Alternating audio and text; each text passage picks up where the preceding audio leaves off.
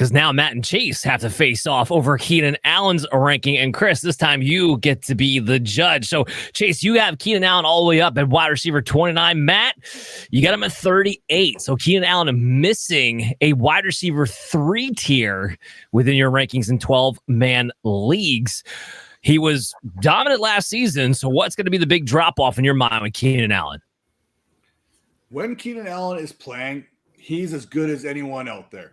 There's no question about that. He's one of the top wide receivers, one of the best possession type guys out there. The problem is he's not always out there. And that is, for me, your best ability is your availability.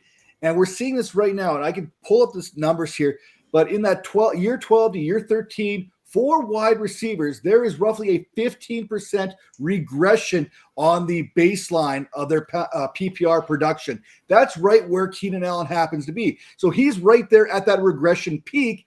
And now to go with Chris here now, because we're not arguing, there are those mouths to feed in Chicago. We just talked about how much I love DJ Moore. Those numbers are not going anywhere for DJ Moore. Rome Odunze, love him too. I mean, he's going to be that guy. I think he's going to be that number 2 wide receiver there for Chicago based on the war of attrition. Not because he's going to be better than Keenan Allen on a points per game basis, but because he's going to play more games, therefore acquire more points. And this is why I'm kind of putting the injury risk into Keenan Allen. I'm putting the regression into Keenan Allen here. I'm putting all these other mouths to feed in here. DeAndre Swift's going to get his. Cole Kmet, everyone's got to find a piece of that. Even with that increase in passing, that's still a decrease in target production for Keenan Allen compared to what he had in Los Angeles. And we'll say what we want to say. Going from Justin Herbert to Caleb Williams, even though some people here have Caleb Williams at 7 and probably have him above Justin Herbert is still the superior quarterback right now, based on his arm talent and everything else that goes into it, his football IQ. So we're going to see that right now where I think Keenan Allen's going to have a bit of a regression. He's going to be a good wide receiver. He's going to be better for the Bears than he is for your fantasy teams. I'll put it that way. Okay. All right. Well, Chase, you still believe in Keenan Allen? Why should we get him? Okay, hold on. I'm sticking to my bar stool here, boys. I got to stand up for this one. Okay. Now, listen. Keenan Allen was wide receiver 3 on a half point PPR per game basis last season. Okay. I get your point. Your point about his age is not invalid. He's aging. He's aging. I'm not in the business necessarily of predicting or projecting injuries and injury time lost for guys. I think we have to assume health in order to properly project these guys. Now you can bake it in if you want to say he's only going to play so many games. That's your prerogative, but we have no idea how many games he may or may not miss. We have no many games anybody could miss. I don't know how many games the third string, right guard for the Titans is going to play this year either.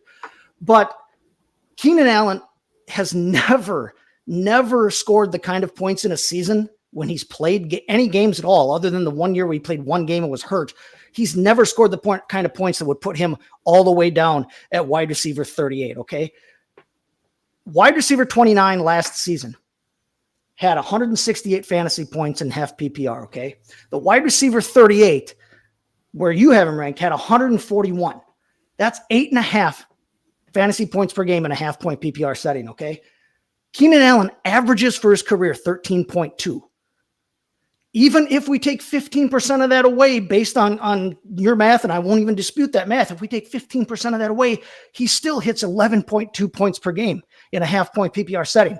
Last year, 11.2 half points per game would have put him right at wide receiver 27 with Mr. Cooper Kupp there. Okay, so I think 29 is right in the wheelhouse. I think it's low based on his abilities and based on what he can do. And I already said, I said it when I gave you the win over Chris here in the last showdown. To slide that in there.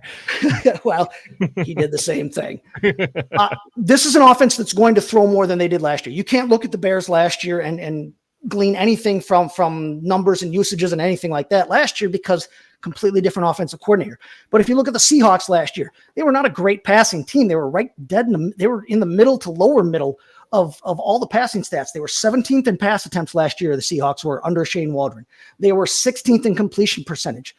Tyler Lockett, their wide receiver 2, for all intents and purposes, was wide receiver 33, so better than 38, not quite 29, but his line was 79 catches, 122 targets, 894 yards, 5 touchdowns. He scored 9.6 fantasy points per game in a half PPR setting. I think that Keenan Allen is much better than Tyler Lockett, even at his advanced age, nearing where I'm at. And I just think that there's no way he's that low. A guy can't go from one season, even with regression, going from 3 all the way down to outside of starting territory. I just don't see it, even with a rookie quarterback. All right, So, Chris. quick rebuttal here. Matt, go ahead. Good rebuttal. Quick. So when we look at those numbers, I get it. You're putting these numbers with Keenan Allen as the alpha.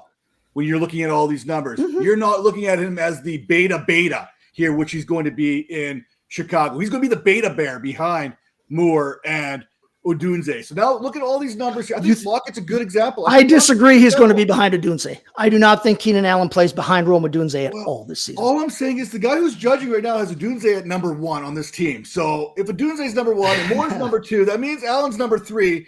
And now you have to look at across the entire National Football League at wide receiver 3s and find out what their points per game is, find that average, and that's probably more realistic to what Keenan Allen's going to give you.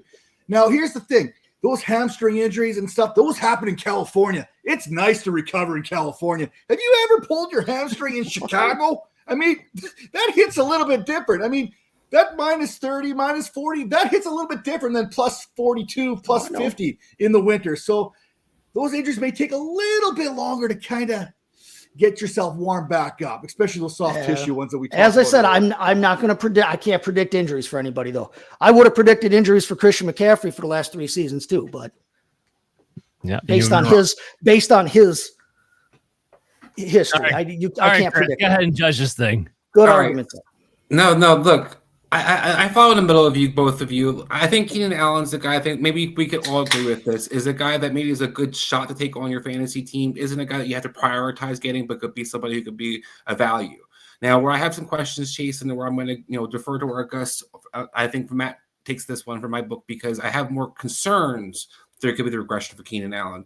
I'm with you, Chase. I don't project guys necessarily getting hurt.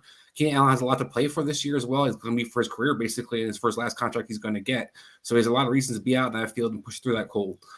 So I do give him credit for that. But I do think when you look at kind of following the things in place, you have a younger receiver, DJ Moore, who sets up the profile long-term better for you than he does. You have a guy that he just drafted who profiles to be that number 1 receiver long-term, over time, I think sooner than later. And then Keenan Allen, who I think is a great security blanket. I think he can fill a lot of different roles. And I think that's why he's going to be one of the more consistent, receiver 4 options you could have on your team. Where Dan, I think you're going to actually have a clue what you get from him. And this is where I think maybe Matt, I do like some of Chase's points is that, when you have Keenan Allen in your lineup, I think it's a receiver 3 that you know what you're going to get. Versus a lot of receiver 3s, you have no idea. For example, Dobbs last year, you had no idea what Romeo Dobbs you're going to get from week to week. 10 touchdowns while I'm having a pretty good overall year, but what Green Bay receiver where you can put your line week to week, you didn't really know. So I think when it comes down to it, Chicago's priority, so we kind of be established pretty early. And Keenan Allen to me is a guy that you'll have confidence if you do play him, what you're going to get out of him. But I'm going to defer that. I think there's more concerns about what he can be this year and the priorities in total pool, I should say, and then also what he can have is age-wise. So I defer with Matt.